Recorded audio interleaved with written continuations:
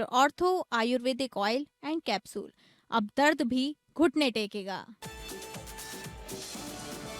मुख्यमंत्री शिक्षा कैशलेस चिकित्सा योजना का मुख्यमंत्री योगी आदित्यनाथ ने वाराणसी से किया शुभारंभ। 12 लाख शिक्षकों और उनके परिवारों को मिलेगा योजना का लाभ। कार्यक्रम में सीएम योगी ने कहा, शिक्षा ही विकसित भारत की आधारशिला। शिक्षकों से राष्ट्र निर्माण का दायित्व निभाने की अपील की। अयोध्या में समाजवादी पार्टी ने किया प्रदर्शन। अखिलेश यादव के खिलाफ फर्जी प्रचार पर एफआईआर की मांग। सपा नेता पवन पांडे ने तहरीर देकर सख्त कार्रवाई की मांग की। राम मंदिर ट्रस्ट पर भी उठाए सवाल। झांसी में खाकी के दामन पर लगा दाग। एंटी करप्शन टीम ने शहर कोतवाली क्षेत्र के बड़ा गांव गेट चौकी प्रभारी को 10,000 की रिश्वत लेते किया गिरफ्तार। मारपीट के एक केस में नाम हटाने के बदले मांगी थी रिश्वत।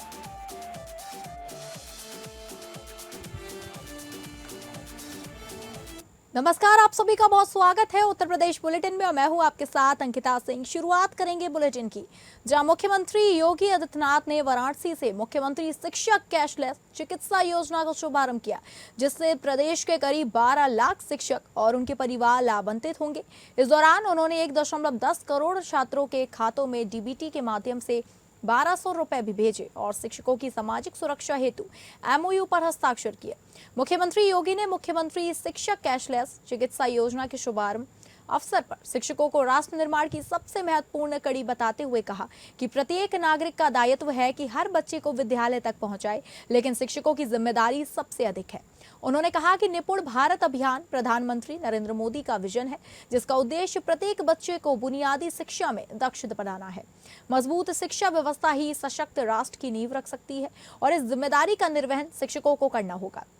मुख्यमंत्री ने कहा कि एक समय उत्तर प्रदेश की शिक्षा व्यवस्था को स्वार्थपूर्ण राजनीति के कारण गंभीर नुकसान पहुंचा, जिससे राज्य पिछड़ा गया। उन्होंने कहा, शिक्षा समाज की आधारशिला है और इसके बिना विकास संभव नहीं है। उन्होंने राष्ट्रीय शिक्षा नीति का उल्लेख करते हुए कहा कि प्रधानमंत्री मोदी के विकसित भारत के संकल्प को साकार करने के लिए भारतीय परंपरा पर आधारित नई शिक्षा नीति लागू की गई है। शिक्षा के क्षेत्र में निवेश कभी व्यर्थ नहीं जाता और इसी का परिणाम है कि उत्तर प्रदेश आज तेजी से विकास के मार्ग पर अग्रसर है। मुख्यमंत्री ने कहा कि आज से 9 साल पहले शिक्षकों को नौकरी के लिए संघर्ष करना पड़ता था और उन्हें अपेक्षित सम्मान नहीं मिलता था, जबकि आज उनकी पहचान और सम्मान दोनों बढ़े हुए हैं।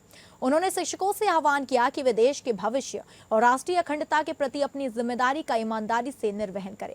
उन्होंने आचार्य चाणक्य, महामना मदन मोहन मालवीय और डॉक्टर सर्वपल्ली राधाकृष्णन को आदर्श शिक्षक बताते हुए कहा कि ऐसे आदर्शों से प्रेरणा लेकर ही राष्ट्र को मजबूत और आत्मनिर्भर बनाया जा सकता है। उन्होंने कहा, यदि गुरु आचार्य चाणक्य जैसे हों तो देश कभी कमजोर नहीं हो सकता और ना ही कोई विदेशी शक्ति उसकी ओर बुरी नजर डाल सकती है। निपुण भारत अभियान के अंतर्गत मैं देख रहा था, तीसरी क्लास के बच्चे बहुत अच्छे ढंग से वाक्य बनाने और उसको पढ़ने में स्वयं में निपुण दिखाई दे रहे थे। यानी भाषा का ज्ञान भी है, लेकिन साथ साथ अंक गणित का भी ज्ञान उन्हें वहां पर दिखाई दे रहा था। एक अच्छी शुरुआत है। प्रधानमंत्री मोदी जी का ये विजन है कि निपुण भारत अभियान में हर बच्चे को हम पारंगत कर सकें, उसके क्षेत्र में योग्य बना सकें। ये केवल एक शिक्षक के रूप में दायित्व ही नहीं, ये हमारा राष्ट्रीय कर्तव्य भी है। नींव मजबूत होगी तो उस मजबूत नींव में एक भव्य इमारत का निर्माण करने में हम सफल होंगे। सुदृढ़ नींव पर ही एक सशक्त भवन तैयार हो सकता है और उसका दायित्व आपके ऊपर है। अयोध्या में समाजवादी पार्टी के वरिष्ठ नेता और पूर्व मंत्री तेज नारायण पांडे उर्फ पवन पांडे ने कोतवाली नगर में तहरीर देकर सपा प्रमुख अखिलेश यादव के खिलाफ सोशल मीडिया पर कथित भ्रामक और झूठा प्रचार करने वालों के खिलाफ सख्त कार्रवाई की मांग की है। इसके साथ ही उन्होंने राम मंदिर ट्रस्ट के कामकाज और चढ़ावे को लेकर भी कई सवाल उठाए हैं। पूर्व मंत्री पवन पांडे ने पुलिस को दी गई तहरीर में आरोप लगाया कि राम मंदिर चढ़ावा चोरी प्रकरण में भाजपा और संघ से जुड़े लोगों को राजनीतिक नुकसान होता देख सांसद निशिकांत दुबे, जगत गुरु परमहंस आचार्य, प्रियंका राय, अखिलेश सिंह समेत अन्य लोगों ने साजिश के तहत अखिलेश यादव के खिलाफ कथित रूप से फर्जी वीडियो और सोशल मीडिया पोस्ट वायरल किए।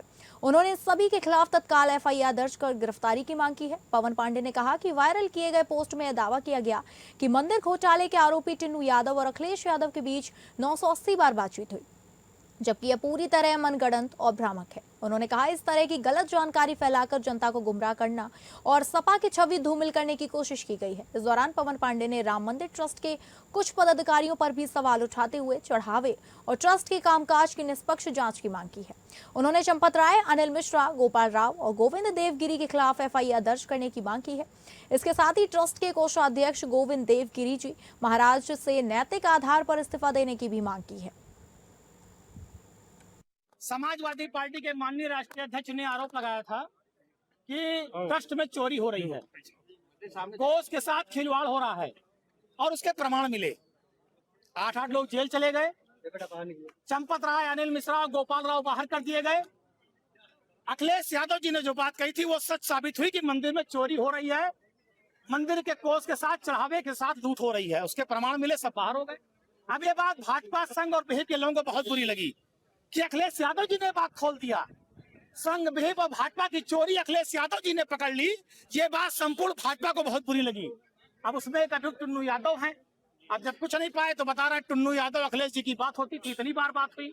तो मैंने वही आज एफआईआर कराया है निशिकांत दुबे पर, अपना कागज प्रार्थना पत्र दिया है कोतवाली नगर में कि इनके खिलाफ एफआईआर हो। प्रदेश कांग्रेस कमेटी नेतृत्व के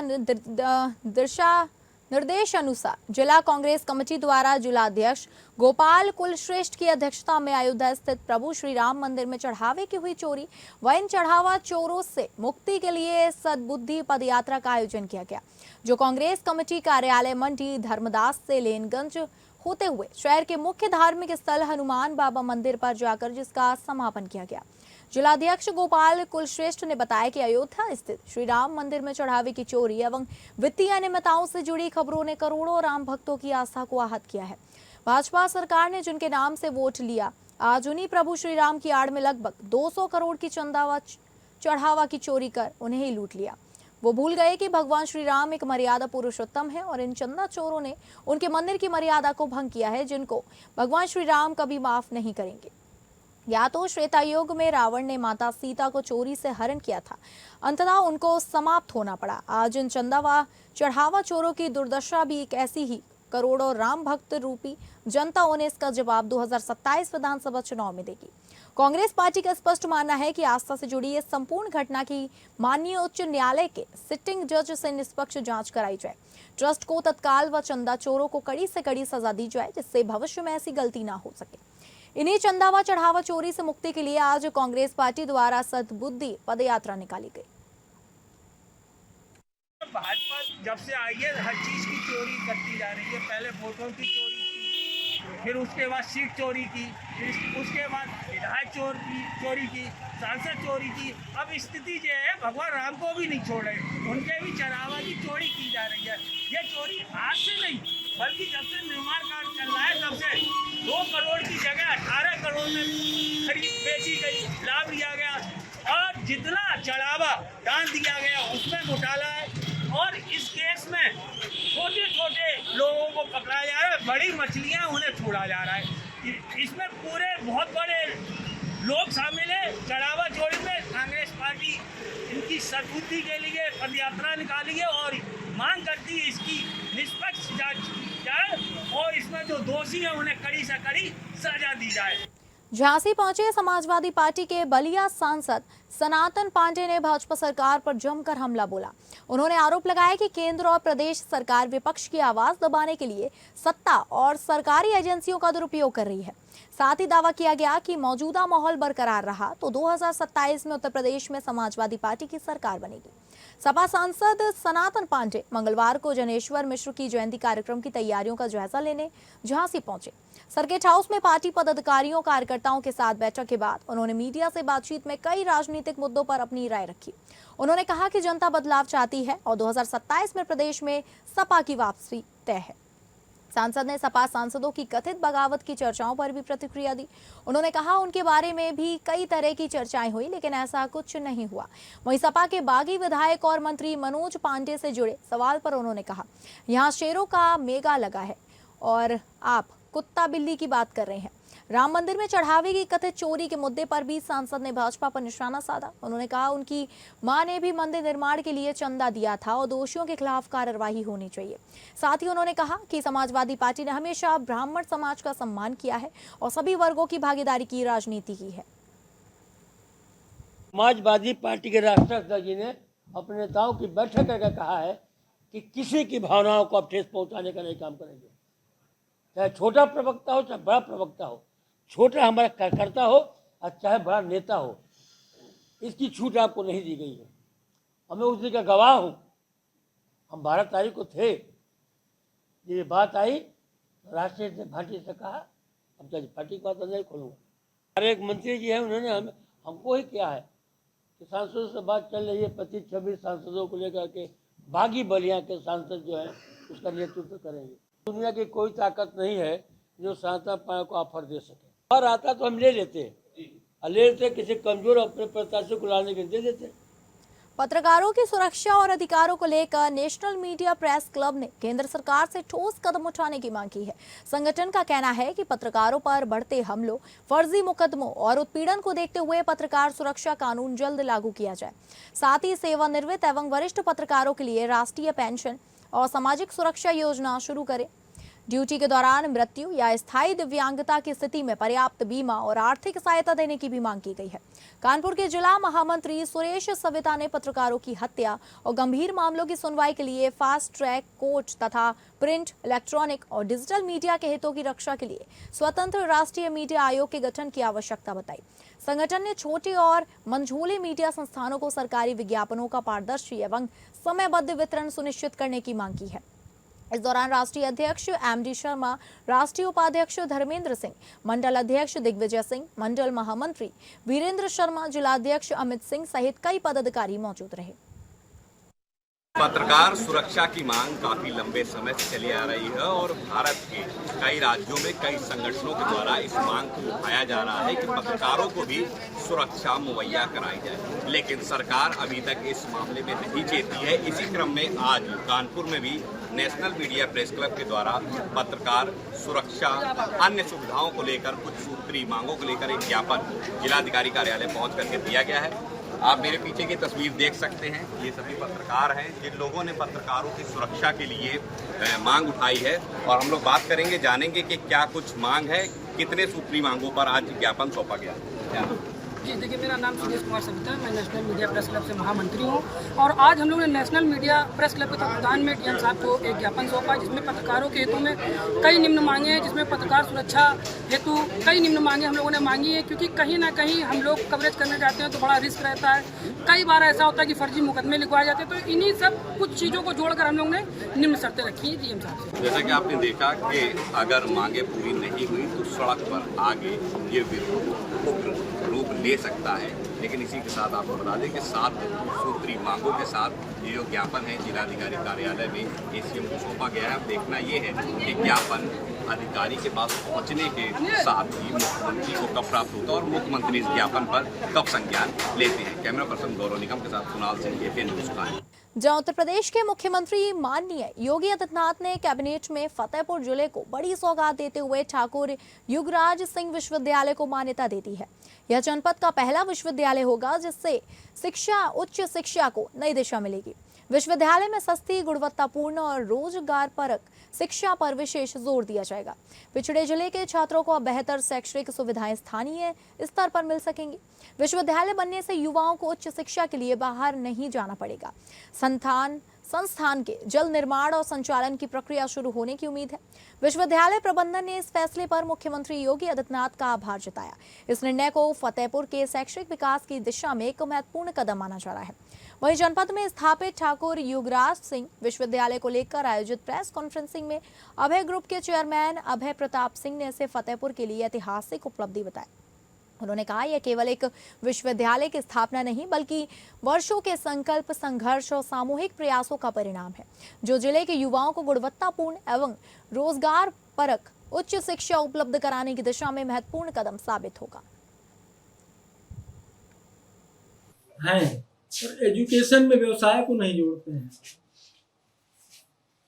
हमारी इससे नीड नहीं है कि हम एजुकेशन से पैसा लेके अपने दूसरे कामों में लगाएं। हम इससे ज्यादा पैसा लगाते तो शायद ज्यादा कमाई होती, लखनऊ कहीं दूसरे शहर में जाते।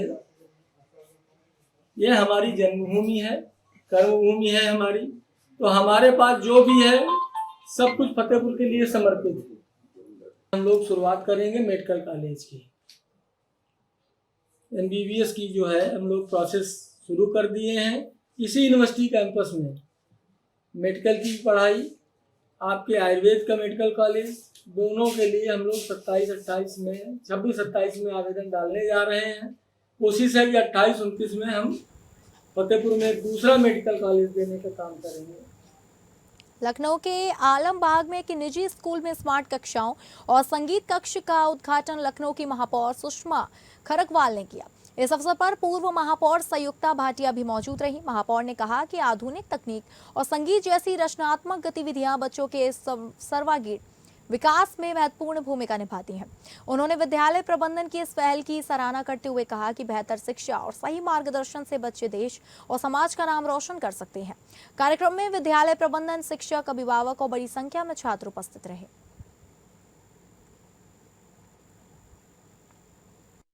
मैं सबसे पहले निर्मल जी को बधाई देती हूँ, जो बच्चों के लिए सोचते हैं और कहीं इधर उधर से व्यवस्था करके लोगों से कह के कि इस स्कूल के लिए कुछ करिए। ये बच्चे हमारे भविष्य हैं, देश का भविष्य है, इनके हाथों में देश है। इनको हम अगर सही व्यवस्था, सही रास्ते पे ले जाएं तो बच्चे, देश खुशहाल रहेगा, बच्चे भी आगे बढ़ेंगे।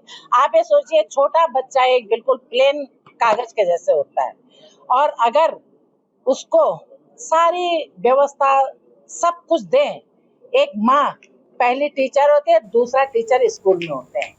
कानपुर कल्याणपुर पुलिस ने ऑनलाइन गेम के नाम पर करोड़ों रुपए और साइबर ठगी करने वाले अंतर्राज्यीय गिरोह का पर्दाफाश करते हुए 3 आरोपियों को गिरफ्तार किया है। पुलिस के मुताबिक आरोपी कंबोडिया में साइबर फ्रॉड की ट्रेनिंग लेने के बाद कानपुर समेत कई राज्यों में अपना नेटवर्क संचालित कर रहे थे। इस मामले में कानपुर निवासी आशीष की शिकायत पर 4 करोड़ 43 लाख रुपए से अधिक की हेराफेरी का मुकदमा दर्ज किया गया। पुलिस ने गोरखपुर निवासी शुभेंदु प्रकाश मिश्रा, राज सिंह और संत कबीर नगर निवासी राहुल चौधरी को गिरफ्तार किया है। राहुल चौधरी प्रधानी का चुनाव भी लड़ चुका है। चुनाव हारने के बाद कर्ज में डूबने पर वह नौकरी की तलाश में कंबोडिया गया था, जहां उसने साइबर ठगी का नेटवर्क सीखा।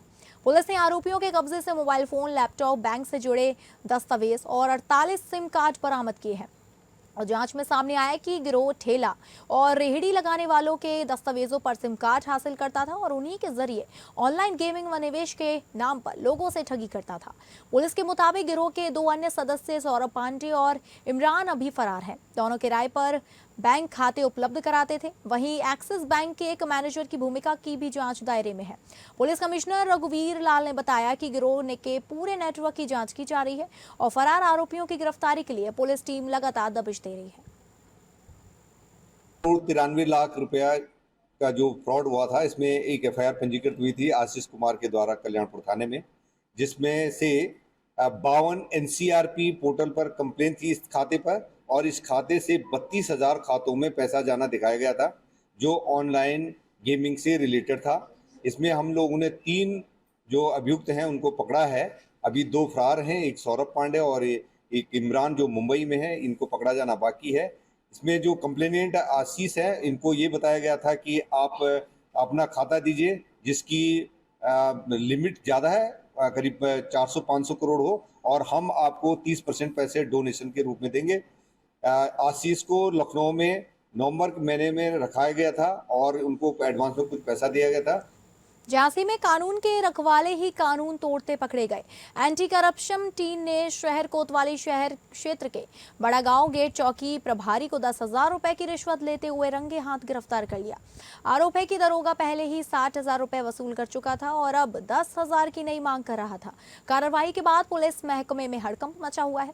मामला शहर कोतवाली क्षेत्र के बड़ा गांव गेट चौकी का है। बड़ा गांव गेट निवासी संजीव राय का आरोप है कि मारपीट के एक मुकदमे में उनके बेटों का नाम हटाने के बदले चौकी प्रभारी ओमकार ने पहले ही 60,000 रुपए ले लिए थे। इसके बावजूद आरोपी दरोगा लगातार 10,000 रुपए और मांग कर रहा था।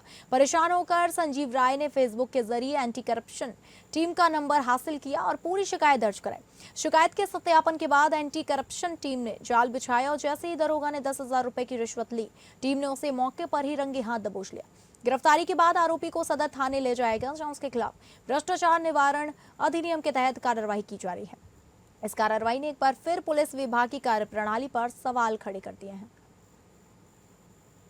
वाली थाना बड़ा गांव गेट चौकी, इस मैटर में हम लोगों को कोई केस नहीं है। हम लोगों ने मुकदमा लिखवाने के उपरांत मुकदमा लिखवाया गया। उस मुकदमे की हम लोगों ने इनको पेन ड्राइव दी कि हम लोग अपने घर पे हैं और घर पे हम अपने खाना खा रहे हैं। हमने अपने स्टाफ का, अपने बच्चों का, सबका हमने पेन ड्राइव दिया इनको और स्टेप बाय स्टेप दिया, हर रूम का अलग अलग दिया जिस टाइम पे लड़ाई हुई है। अब वो सामने वाला बोलता है कि इन्हें मारा है, हम लोग घर पे हैं, इस तरह के जे बोले हम आपका नाम हटा देंगे। नाम हटाने के एवज में इनने क्या है, हमसे बात ना करके इनने हमारे बच्चों को बुलाया और इनने उनको खोपचे में लेके और इनसे 60,000 रुपये ले लिए। जे हमें मालूम चला 5-6 दिन बाद से लेने के उपरांत चलो कोई चीज़ पैसे मिल गए आपको, उसके बाद दूसरे दिन फिर आप टॉर्चर करने लगे, 40,000 और चाहिए, 50,000 और चाहिए। फिर बड़ी मुश्किल में जो 10,000 रुपये में मैटर हुआ, 10,000 रुपये में मैटर हुआ तो 10,000 रुपये इनको दिए गए आज। लेकिन एंटी करप्शन का जो सहयोग मिला वो बहुत अच्छा मिला। यूपी के कौशाम्बी जिले में एक भीषण सड़क हादसे में 2 सगे भाइयों समेत 4 युवकों की दर्दनाक मौत हो गई। यह हादसा तब हुआ जब पंचर हुई पिकअप का टायर बदलते समय तेज रफ्तार अज्ञात वाहन ने जोरदार टक्कर मार दी। हादसे में गंभीर रूप से घायल चारों युवकों को जिला अस्पताल ले जाया गया, जहां डॉक्टरों ने मृत घोषित कर दिया। पुलिस ने सभी शवों को पोस्टमार्टम के लिए भेज दिया है और फरार अज्ञात वाहन की तलाश में जुटी हुई है पुलिस। हादसे के बाद परिजनों में कोहराम मचा हुआ है। सैनिक कोतवाली क्षेत्र के त्रिलोकपुरी स्थित कंगन होटल के सामने हुआ है ये हादसा। बताया जा रहा है कि ये लोग रसूलपुर से पिकअप वाहन पर चारपाई लाद कर उन्नाव जा रहे थे।